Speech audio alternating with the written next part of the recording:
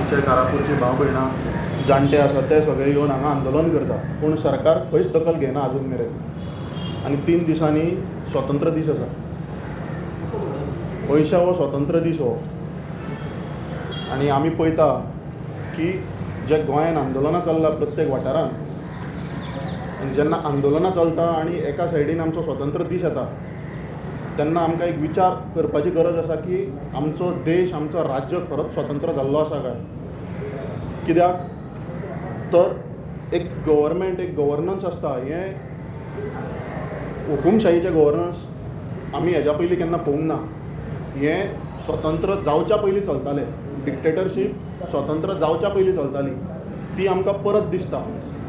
ह्या सरकारान एडमिनिस्ट्रेटर बरोवंक ना तर डिक्टेटर बल्ले सगळे, आनी ते आयज हांगा आपली दादागिरी करतात. आयज हांगा जाणटी घर सोडून आपले येतात, हांगा आंदोलनांक बसतात. तेंची काळजी सरकार घेना. एका वाटेन सरकार स्किमी प्रमोट करता, खंय तरी नारी शक्ती म्हणून प्रमोट करता, पूण हांगा जी आंदोलनांक नारी बसल्या तांची दखल घेना. हांगा प्रत्येक जाण आपले घर दार भुरगीं सोडून आंदोलनाक येता, आनी तांचो विचार कोण करतलो.